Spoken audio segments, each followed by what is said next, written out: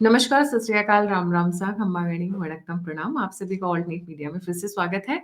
हमारे साथ जुड़े हुए major general Rajiv Narayanan sir, professor IIT Madras and visiting fellow at क्लॉज। बड़ी इंटरेस्टिंग डेवलपमेंट्स हो रही है। देखिए, आज ट्रंप ने फिर से एक बॉम्ब फोड़ा हुआ है कि पाकिस्तान कर रहा है, चाइना कर रहा है और रशिया कर रहा है, तो हम भी करेंगे। क्या करेंगे सर, बताएंगे। क्योंकि ऑफ द रिकॉर्ड जो हमारी बात हो रही थी कि किस तरीके से ट्रंप आधा सच आधा झूठ, या बीइंग माइजर विद द ट्रूथ, कुछ इस तरीके की पॉलिसी फॉलो कर रहे हैं। उसके साथ साथ एक बहुत बड़ा, बहुत वायरल ट्वीट चल रहा है विद रिस्पेक्ट टू द जो पाकिस्तानी जा रहे हैं इसराइल के बिहाफ पर लड़ने के लिए, और अपने मजहबी भाइयों का कत्लेआम मचाने के लिए, अगर मैं कहूँ इन शॉर्ट। तो उस पे भी एक बड़ी वायरल कुछ पोस्ट चल रही है उनकी सैलरीज को लेकर भी, उनके जो आमदनी आएगी जिसके लिए वो भागे भागे जा रहे हैं, उस पे भी डेवलपमेंट्स कवर करेंगे। Sir, very warm welcome on the show. Jio politics was never so interesting. मतलब एकता कपूर के सीरियल्स तो बहुत ही फीके लगते हैं। थैंकफुली वो डिश स्टाइल से कहीं बेटर है जियो, and this is real life. हाँ, this is not Yes. Fantasy world जहाँ पे वो मर्रों को जिंदा कर देती है और फिर प्लास्टिक सर्जरी करा देती है। Thankfully not that. बट हाँ, मतलब ये जो एंटरटेनमेंट है इस वक्त जियो पॉलिटिक्स का, दिस इज सुपर से भी ऊपर। जी सर। समटाइम्स पहले मैं दूसरा वाला पहले ले लेता हूँ। वो उसके मीम्स वगैरह काफी चलने लगे हैं। खास करके आई से it is a fake narrative of the ISI. क्यों? पाक आर्मी अभी किसी तरह से बचना चाहता है, क्योंकि ये लड़ने वाला है हमास के साथ, along with of course Indonesia, Azerbaijan और जो भी भाग देखता है। इजिप्ट के ऊपर भी दबाव आ रहा है, आप भेजो। तो अब इतना उनके देश में प्रो पैलेस्टीन ये सब हो चुका है, तो कैसे करेगा कि भाई इजराइल मना कर रहा है। भाई साहब, इजराइल ने तो पेमेंट ही नहीं देना है। कितना झूठ बोलेगा यार, ये मुंह खोलते हैं ये झूठ बोलते। ये पाकिस्तानी पंजाबी ने मतलब झूठ का घूंट पी रखा है कि मुंह खोलो और झूठ बोलो। आप देखो, पेमेंट कौन करने वाला है उसका हिसाब मैं बता देता हूँ। अरब कंट्रीज नहीं नहीं सर, एसेंशियली। इससे पहले मुझे एक चीज का, इससे पहले कि आप उसका डिटेल डिफाइन करें। कहते थे गवर्नमेंट ऑफ पाकिस्तान डिमांड्स 10,000, मतलब $10,000 अच्छे अच्छे विरलों को नहीं मिलता है।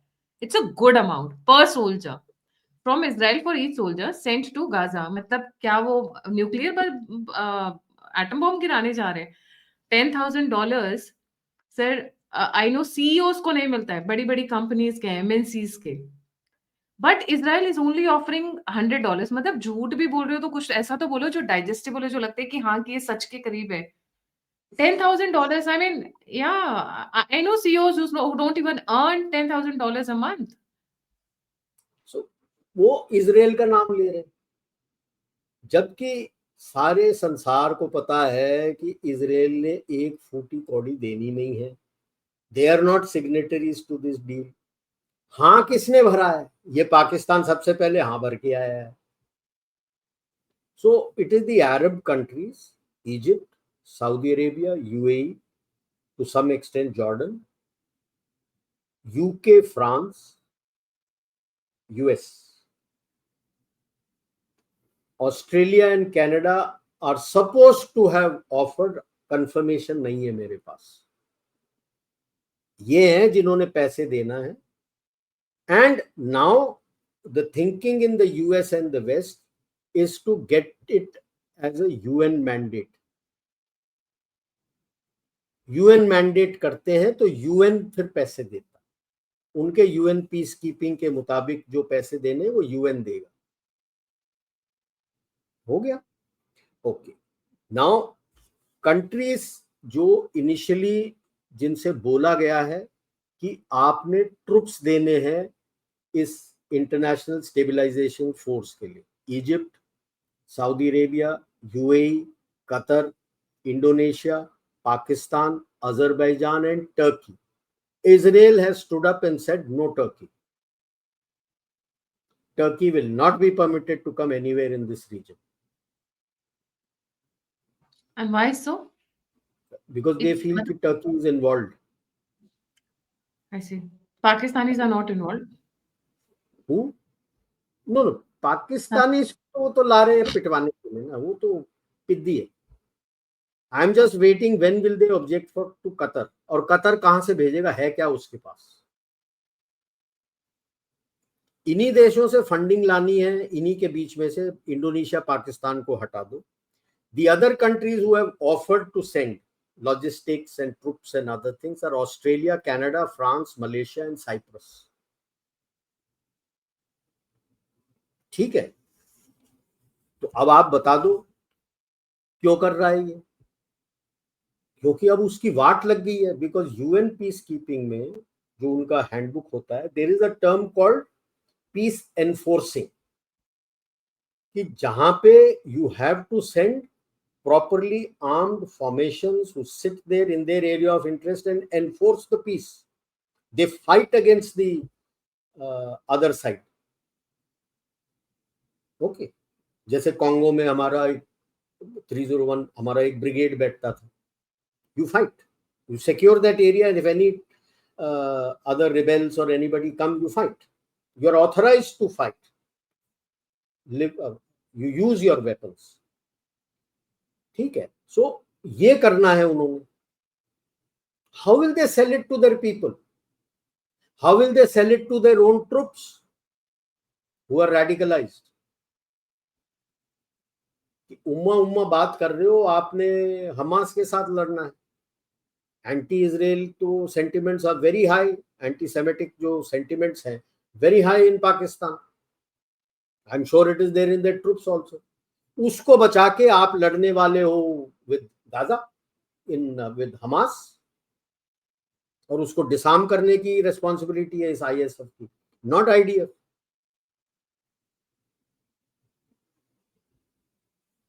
कहां से लाएगा ये 20,000 ट्रूप्स?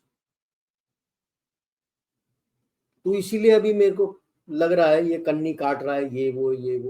ये 10,000 जो बोल रहा है ना, आप देख लो, यूएन जो देता है पीस कीपिंग के लिए भी is also quite high, and they have different levels as per rank, they have different levels. So Bangladeshi जो जाते थे, that much I know, 50% the government used to take it up. उनसे 50% they had to give it to the government. तो UN के साथ उसका ये था, उनके सोल्जर्स को only 50% of payment will be given, balance 50% will be taken away by the government. UN mandate होगा तो आई एम 100% श्योर ये भिखारी देश जो है वो तो बोलेगा उससे कि 50 की 75% मुझे दे दो, केवल 25% वहां पे लोगों को दे दो। ये तो पैसे के भूखे हैं यार। इनका एमबीए भी मास्टर इन, एक ने बोला था क्या, मास्टर इन बेगिंग एडमिनिस्ट्रेशन। तो ये तो है इनका जो खेल खेला हो रहा है। सैलरीज को लेकर बोल दिया था कि नहीं नहीं नहीं, हमने जो बोल के दिया था वो अलग था, हम मान नहीं रहे, और अभी खोल के आ रहा है सब मान चुके हैं। तो how do you protect yourself कि भाई हमने इजराइल को बोला इतना, इजराइल इतना बोल रहा है। भाई इजराइल कहां से बोलेगा, तुम क्या बोल रहे हो? इजराइल तो पैसा फंड ही नहीं कर रहा। Neither Israel nor the Palestinians are signatories to this peace deal. कौन सा पीस डील? वो तो एक फर्रा घुमा रहा है ट्रम्प। पीस डील किसने साइन किया? ऐसा peace deal between Israel and concerned, अभी कोई बोलता है कि नहीं टेररिस्ट ऑर्गेनाइजेशन के साथ नहीं होता है। भाई 1993 में क्लिंटन के टाइम में पीएलओ क्या था? Terrorist organisation. yitzhak rabin ने उसके साथ नहीं साइन किया था। तो हाउ डू यू से कि भाई टेररिस्ट ऑर्गेनाइजेशन के साइन नहीं होता? वो अलग बात है कि 2 साल के अंदर yitzhak rabin was eliminated, and उसके 1-2 साल के अंदर यासर अराफत भी प्लेन क्रैश में हेलीकॉप्टर क्रैश में thank you tata bye bye goodbye हो गया। वो अलग बात है, बट दे साइन। उसके पहले जो कैंप डेविड हुआ था अपना जिमी कार्टर के टाइम में, yitzhak rabin एंड अपना अनवर अल सदात के बीच में हुआ था, सो दैट इजराइल और इजिप्ट आपस में ना लड़े। दे वर सिग्नेटरीज फॉर इट। यहां who is a signatory? Palestinian authority से साइन नहीं कराया, हमास वाला वहां पे था ही नहीं, इजराइल का कोई रिप्रेजेंटेटिव नहीं था, तो लड़ कोई और रहा है। इन्हें बेगाने के शादी में अब्दुल्ला दीवाना घूम रहे हैं वो, ठीक है। तो ये है, और उसमें ये फंस गए हैं, मुन्नी बेगम फंस गई। अब उसको डर लग रहा है कि उसका कोठा तो अब वॉशिंगटन से उठ के गाजा में आने वाला है, क्या करेगी। हमास और आईडीएफ के बीच में उसने मुजरा करना है अब बैठ के, क्या करेगी बेचारा। What happens to the people of Pakistan, किधर जाएंगे अब, क्या करेंगे। हवन करेंगे, हवन करेंगे, सॉरी। जी। बुरे, बहुत बुरे फंसे हैं, जो पाकिस्तानी आम जनता है बहुत बुरे फंसे। जिस जिस पे भरोसा किया है सबने धोखा दिया है, और सब पैसे लूट के भाग रहे हैं। जो फौज पे भरोसा था, अब तो पता लग रहा है उनको कि फौज ही हमें लूट के जा रहा है। किस बड़ी जल्दी पॉलिटिशियन पता के पास चला, जाओगे। 70 साल लगे उन्हें ये पता चलने में, ये पता करने में कि उनको फौज लूट रही है। अब क्या करें, सैड। समय लगता है लोगों को। हमारे ही बंदों को 60 साल लग गए हैं। It took them how much, 67 years, जब तक आपका सिलेबस से बाहर बंदा आ गया।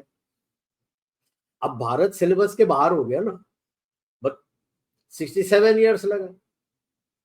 इनको तो और भी समय लग गया। अब समझ में आ रहा होगा, अगर समझ गए होंगे कि भाई हमारे कितना उल्लू बना गए हैं, सब तरफ से पिट आ गए हैं, और बोलते हैं हम जीते हैं, हम जीते हैं। अरे भाई, जो 71 की लड़ाई को बोल सकता है कि हम जीत गए हैं, तो हर चीज में जीता है वो तो यार। देश के 2 हिस्से हो गए, उसको भी बोला हम जीते हैं। इन्हें उनका वो, एक उनका ब्रिगेडियर साहब ने लिखा था, they have follow what is known as the Quranic concept of war. उसमें एक चीज है कि अगर सब मर जाएं, एक या 2 भी हार्डलाइनर बच गया, हम जीत गए। क्योंकि ये फिर धीरे धीरे धीरे कौम को हार्डलाइन कर सकते हैं, और 40-50 साल बाद हम फिर उठ के आ सकते हैं। ये है कुरानिक कॉन्सेप्ट ऑफ वॉर।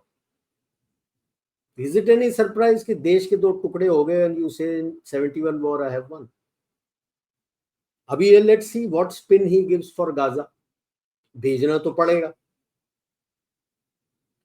अब लेते हैं जो ट्रुथ सोशल में, और नहीं, वीडियो था उसका, ट्रंप का, where he says China and Pakistan are doing nuclear test.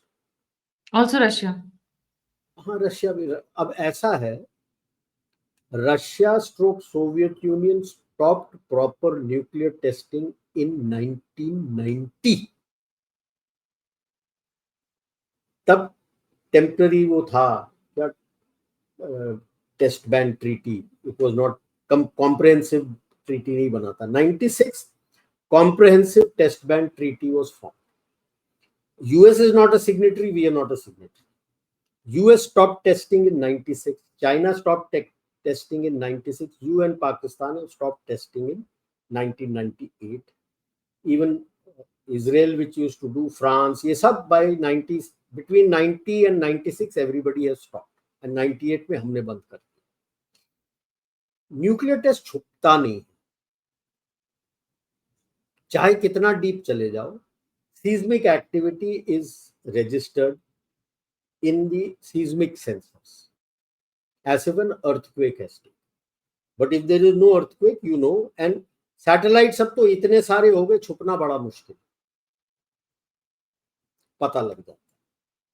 and for him to say China, Pakistan and Russia are doing nuclear test, he is being, बहुत सच्चाई में बहुत कंजूसी कर रहा है, if I may use the term। कौन test किया, किसने सेंसर्स ने पकड़ा। आई एम अमेज्ड, हमारी मीडिया सब अब डिस्कस करना शुरू कर दिया as if that is the gospel truth, जब सबको पता है कि सच तो कभी बोला ही नहीं है उसने। और जो उसका एक्स हैंडल है ट्रूथ सोशल, सच कभी बोला नहीं, and he is never social in his tweets. उस जैसे बंदों का बिलीव कर रहे।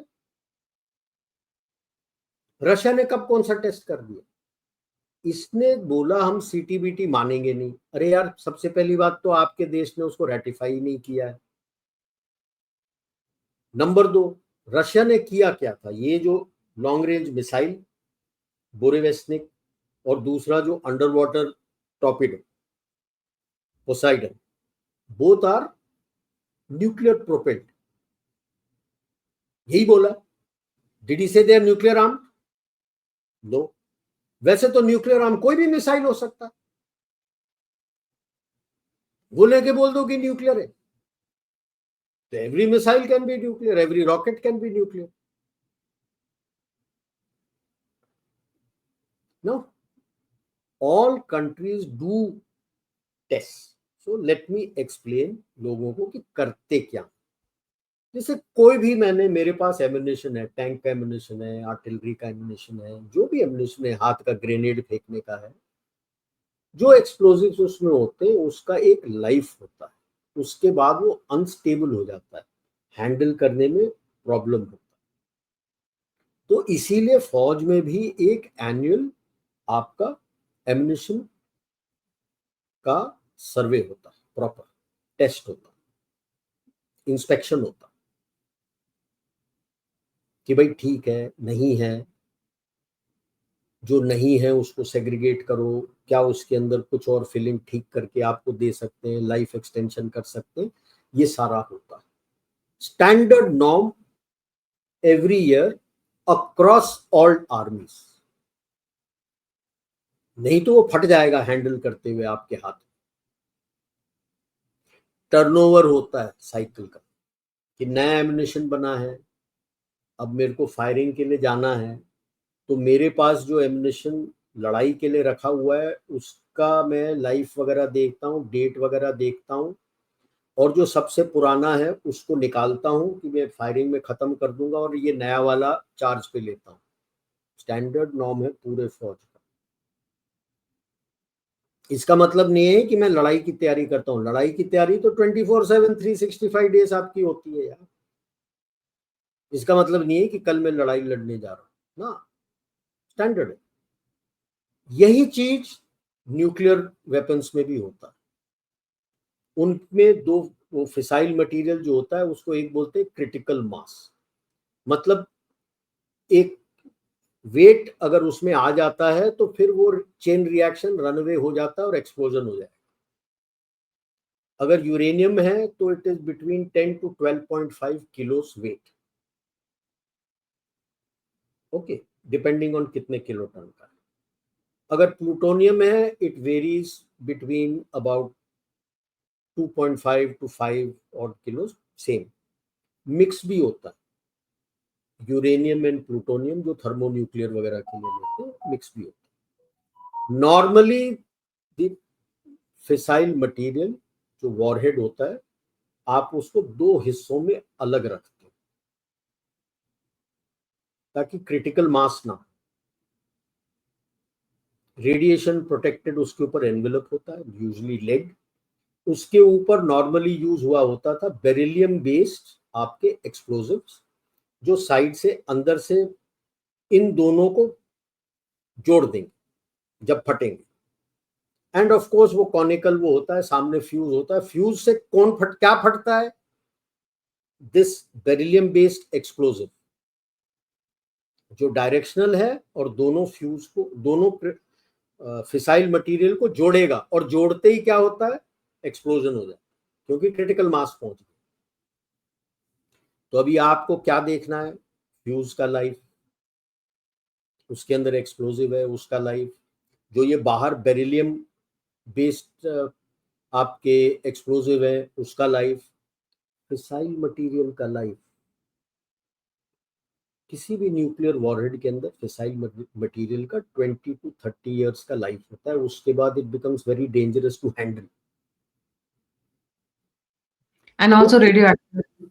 या सो इसके लिए सब देश करते हैं what is known as sub critical nuclear testing,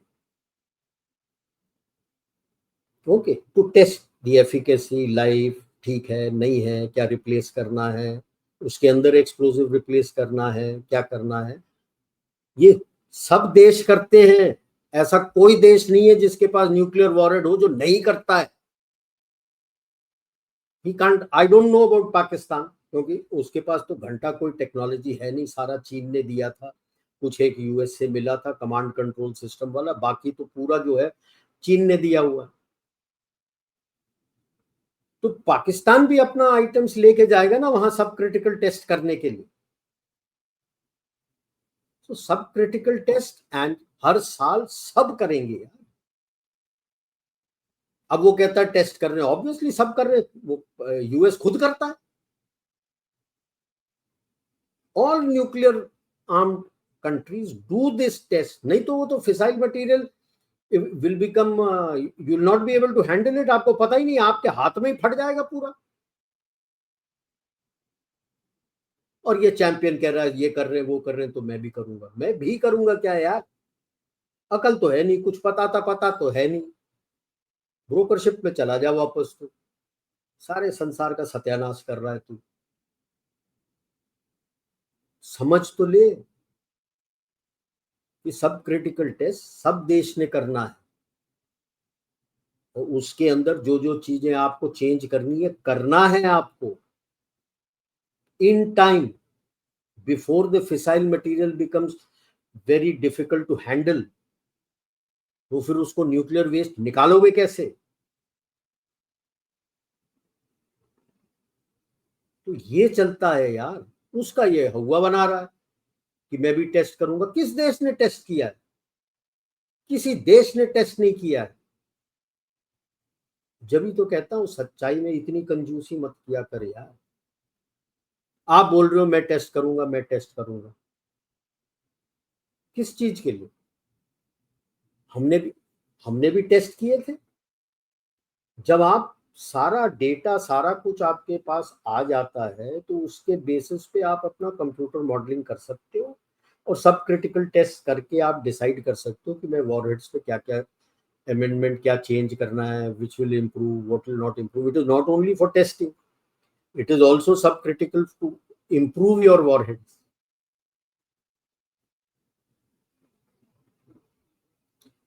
right?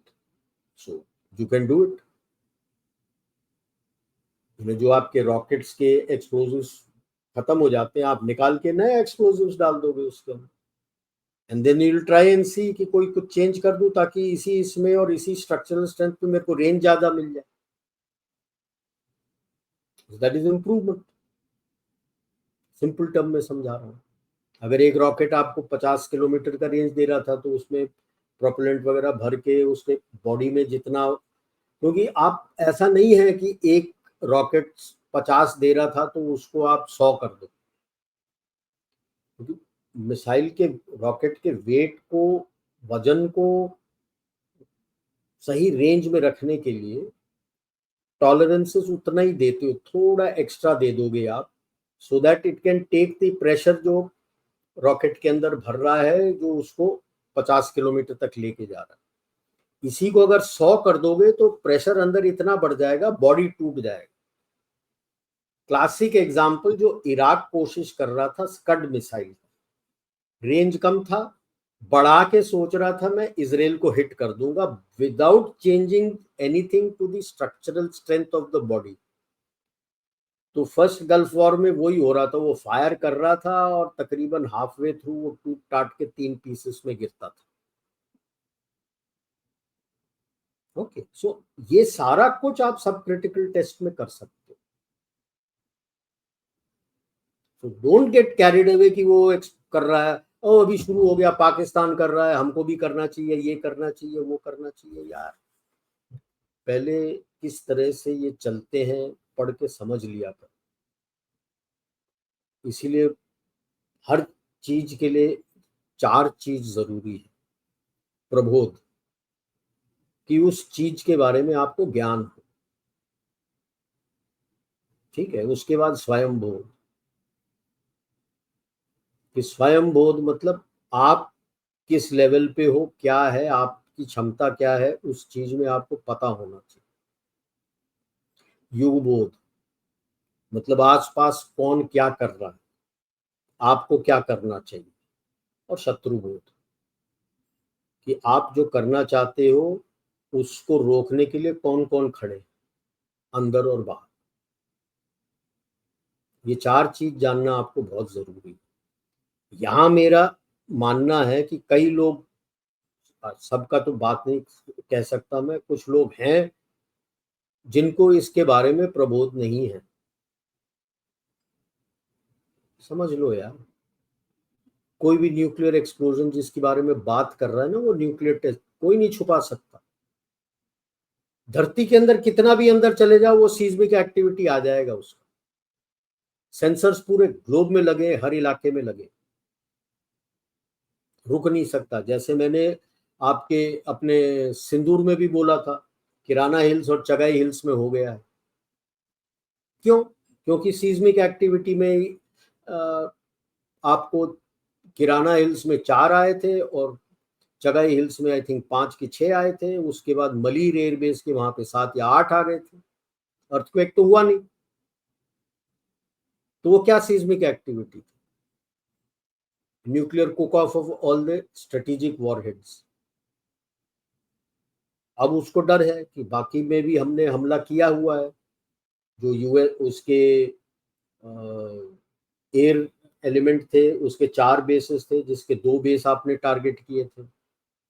Land के उसके 5 थे, जिसमें से 3 आपने टारगेट किए थे। नेवी का तो मलीर में था, वो तो थैंक यू हो रखा। इस वॉरहेड्स का भी तो उसने अब चेक करना है, लाइफ को कोई इफेक्ट हुआ है, नहीं हुआ है, बचा है, कैसा है, क्या है।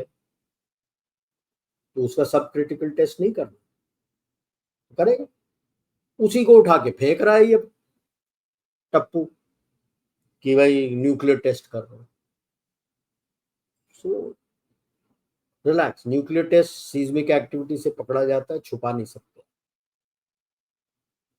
हमारा भी कैसे पता लगा? आपने चलो एक्चुअल एक्सप्लोजन जो है सैटेलाइट के गैप में आपने किया, लेकिन सीस्मिक एक्टिविटी तो नहीं रुका ना। उससे सबको पता लग गया कि आपने न्यूक्लियर एक्सप्लोजन किया। यस। और सेकंड पास में वो जो आपने अंडरग्राउंड इतना डीप 200 मीटर्स डीप बनाया था, वो पूरा केव इन हो गया, वो दिख गया नेक्स्ट जब पास में आया। उसी तरह से आप जितना भी अंडरग्राउंड जाओगे, प्रॉपर न्यूक्लियर टेस्ट करोगे, तो वो तो केव इन हो जाएगा। वो तो छुपा नहीं सकते आप, क्योंकि आप जा नहीं सकते, वहां पे रेसिडुअल रेडिएशन, क्रेटर फॉर्म हो जाता है। बहुत बड़ा क्रेटर फॉर्म होगा। और जो सीस्मिक एक्टिविटी है वो छुपता नहीं है, आपके सेंसर पकड़ लेंगे। किस सेंसर ने पकड़ा और किसने मेरे को ऑसिड से वो उसका खड्डा दिखाया कि यहाँ पे बोल क्या रहा है ये? इसकी सच्चाई लेके आप लोग डिबेट कर रहे हो कि इंडिया का सेकेंड स्ट्राइक होना चाहिए, हम न्यूक्लियर टेस्ट करना चाहिए, ये नहीं करना चाहिए। यार फेंक रहा है वो। सर वो फेंक रहा है, बट इज इट पॉसिबल? एक बहुत इंपॉर्टेंट क्वेश्चन आया था, ये तो समझ में आ गया था दैट वो फेंक रहा है कि he is preparing a ground for testing of nuclear weapons either in US और पाकिस्तान। पाकिस्तान नहीं यार, अपना खुद का करने की सोचेगा यार। अब आप देख लो, मैंने ये कहा था कि चलो वो न्यूक्लियर वॉरहेड नहीं है, but I do not support what Russia has done, arming a missile or a torpedo with a nuclear reactor means it's a flying mini Chernobyl.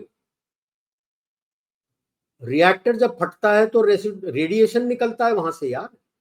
जब ये मिसाइल कहीं भी क्रैश करेगा तो रिएक्टर फटेगा नहीं, उसके अंदर जो रेडिएशन फ्यूल है वो फटेगा नहीं।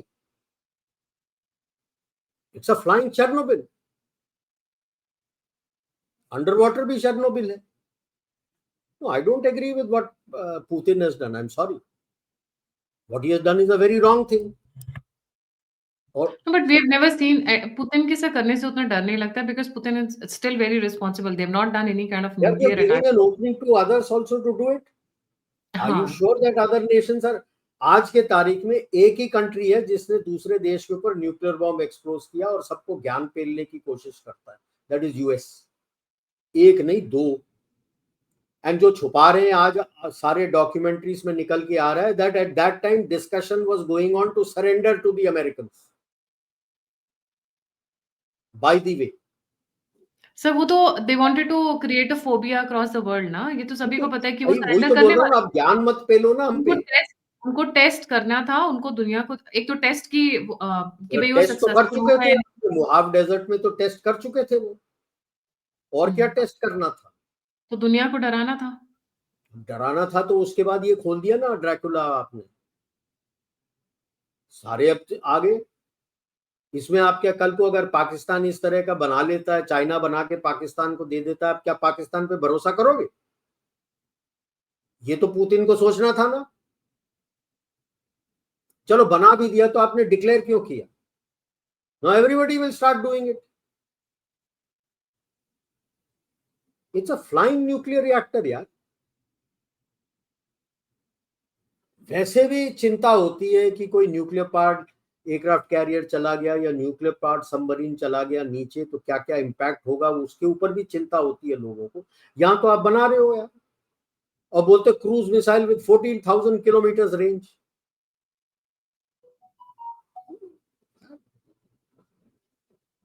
थोड़ा यानी सब देशों को थोड़ा मैच्योर होना चाहिए on this aspect. So that is my issue. I'm sure China Right. will also start working towards it कि माइक्रो न्यूक्लियर रिएक्टर बना लो। It's not a mini, it's a micro nuclear reactor. Mini तो आपके aircraft carrier वगैरह submarine में लगता है, उससे भी छोटा आप डाल रहे हो रॉकेट में। Dangerous. It's a flying Chernobyl, flying micro Chernobyl, very dangerous. तो यही था। अब आप कोई डाउट हो तो पूछ लो। डाउट तो बाकी कुछ नहीं रहेगा, यही कि उन्होंने अपने लिए रास्ते खोल दिए न्यूक्लियर वेपन्स को टेस्ट करने के लिए। एक्चुअली दे आर जस्ट कोशिश पुटिंग तो कर रहा है बट पैसे लगते हैं यार। आपकी दुकान बंद है, पहले तो समझ लो ना यार, दुकान बंद है आपकी, 5 हफ्ते से ऊपर हो गए हैं। जो सर अभी आप फूड जब अभी आप और मैं बात कर रहे हैं कूपन्स दुकान ना, जो पे, फूड कूपन्स देते थे नीडी पीपल को, वही बंद हो गया है एज ऑफ 1 नवंबर। आज चौथा दिन हो गया है। जी सर एक ब्रेकिंग न्यूज़ है जब आप और मैं ये बात कर रहे हैं बेसिकली, जो इनकी एयर पैसेंजर्स को कंट्रोल करते थे, जो वर्कर्स थे, ट्रैफिक कंट्रोलर्स थे, screeners and other essential workers जो थे, स्पेशली जो एयर ट्रैफिक को कंट्रोल करते थे, सबके सबने काम बंद कर दिया है तो यूएस में। पैसे नहीं दोगे तो काम क्यों करेगा वो भाई? सैलरीज मिली नहीं है, तो या फौज हाँ। को, और I am not sure how true it is, one of the videos I saw कि फौज को पैसे नहीं मिल रहे थे तो their soldiers and wives were standing in queue with the food coupons. Yes, ration नहीं आ रहा, कुछ नहीं आ रहा, पैसे नहीं है तो फूड कूपन से, ये तो हालत आपने कर रखी है। और बोल रहे हो न्यूक्लियर एक्सप्लोजन करेंगे। भैया अपनी नहीं सर, लंगोट अभी को। एक और भांग और चरस पिलाने की कोशिश की जा रही है। वो स्टार्ट हुआ है जुडी वॉन से, फिर नाइजीरिया पे अब डेमोक्रेसी हेलीकॉप्टर पे बैठ के उतरने वाली है जल्दी नाइजीरिया में भी। That is another thing that they तेल के हैव पीछे रो रहे हैं ना यार, और कुछ नहीं, तेल। थिंग। इट्स तेल। Nigeria I know from almost like last, जब से मैं अफ्रीका आई, 13-14 साल से अफ्रीका में नाइजीरिया में चल रहा है। This not happening for the first time कि वहाँ पे क्रिश्चियंस को मार रहे हैं। आज और कल में 2-3 ऐसी वीडियोस आई हैं जो बहुत वो तो डिस्टर्बिंग है। नॉट बोको हराम, बोको हराम से वो तब से चालू है, दैट जिनोसाइड इज 100 सालों से कंटिन्यूअस, चल रहा है उनका। बहुत सालों से चल रहा है। अचानक से इनकी आंखें खुल गई हैं, मतलब क्या तो दुनिया नहीं, दुनिया वो को तो आना है कि भाई see Nigeria is one place intermittently they've always had a coup and military rule. it has always been a country in turmoil, it has never been a stable country.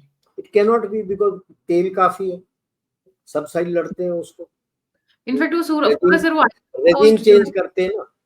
regime change, पूरा Ivory Coast has always been in turmoil because of the same reason. अगर मैं Ivory coast बोलूं तो ये जो जहाँ पे वो या चक्र बना ये हुआ इधर का पूरा है इलाका एरिया, बिल्कुल। पूरा एरिया, चाहे वो घाना हो, नाइजीरिया हो, आइवरी कोस्ट हो, नाइजर हो, ये पूरा एरिया हमेशा इसी ऑयल की वजह से हमेशा एक टर्मोइल में रहा है। बट सोचने वाली बात है कि पिछले 10-12 साल से मर रहे थे क्रिश्चियंस, त्राहिम I am not BBC, Al Jazeera, New York Times, Washington Post, कोई उस अरे पे यार एक सुदान दो हिस्सों में, नॉर्थ सुदान 2 हिस्सों में टूट रहा है। टूट गया है सर। नॉर्थ सुडान वन और south side Sudan, is one is controlled, Christian and one one is south Islam. One side, the western side, is controlled by the Rapid Support Force, and the other side is controlled by the Sudan Defense Force. दो So हिस्सों में South is Christian and the south तो North अलग है. is I am not even talking of south. North Sudan जो मुस्लिम Sudan है वो भी टूट गया है. हाँ भाई South साहब, की the वजह से. left-hand portion along with Darfur and everything is being controlled by what is known as, they have created a rapid support force. It was a militia. The They rapid created support North force. Sudan after a long civil war, and now even that North Sudan is South is North Christian. Sudan is also, and the eastern side is controlled by the Sudanese armed forces. They have no control on the western side. बड़े मुश्किल से Khartoum पे they managed to take it away from the RSF. अब वो भी So टूट चुका है, उसके बारे में कोई बात नहीं करता. यमन में रोज मर रहे हैं, कोई बात नहीं कर रहा. कांगो में इतने मर रहे हैं, कोई बात नहीं कर रहा. So anyway, इन्हें वही हो जाता है ना, जहाँ उनको भारत में माइनॉरिटीज खतरे में आ जाती हैं कोई एक छोटे से इंसिडेंट्स के बाद. वो तो मैं बोला ना कि भाई अभी जो गवर्नमेंट है और आप भारत पूरा आप सिलेबस से बाहर हो गए, तब उनको समझ नहीं आ रहा यार इसको सिलेबस के अंदर वापस कैसे लाएं. आप सिलेबस से बाहर हो और 60 से 70% आप सिलेबस से बाहर हो चुके हो, तो 30% से काबू में नहीं आ रहे. True. That is the problem. That is the problem. जी. So नाइजीरिया में हेलीकॉप्टर डेमोक्रेसी बहुत जल्दी आप सुनेंगे वहां पे अटैक हो रहा है. वेनेजुएला के बाद वो जहाँ पे क्रिश्चियंस को बचाने उतरेंगे ट्रम्प साहब. सर इनकी स्क्रिप्टेड इतनी रिपीट हो चुकी है ना कि अब हमें पता होता है जब वो एक स्टेटमेंट ही दी है नाइजीरिया में क्रिश्चियंस मर रहे हैं एंड वी न्यू इट कि ये करने क्या जा रहे हैं. It has become so common. अब नया थिंकिंग भी नहीं रह गया. सब वही पुराने वाले हैं, वही रिपीटेड पॉलिसीज चल रही है. अभी उनको देख लिया ना कि अभी जितना पैसा बनाना था यूक्रेन लड़ाई में बन चुका, जितना पैसा बनाना था गाजा की लड़ाई में बन चुका. अब कहाँ जाएं. एक ओपन कर रहा है कि मैं न्यूक्लियर टेस्टिंग करके नए वॉरहेड्स बनाऊंगा तो मिलिट्री इंडस्ट्रियल कॉम्प्लेक्स को फिर टैक्स पेयर का पैसा मिलेगा. नाइजीरिया में लड़ाई छेड़ दूंगा, फिर वहां पे हथियार जाएगा तो मेरे को पैसे मिले. स्वाहा. बस यही है. जी. Thank you so much sir for joining. जाने से पहले सभी व्यूअर्स से रिक्वेस्ट है, please don't forget to like, subscribe and share the alternate media. अगर आप कंट्रीब्यूट करना चाहते हैं, सहायता करना चाहते हैं, तो नंबर और यूपीआई दोनों स्क्रीन के ऊपर है. आप फीडबैक देना चाहते हैं, मुझसे जुड़ना चाहते हैं, इन्फॉर्मेशन शेयर करना चाहते हैं, तो सभी की सभी लिंक्स डिस्क्रिप्शन बॉक्स में. इसी के साथ जय हिंद, जय श्री राम, हर हर महादेव. जय भारत. जय भारत.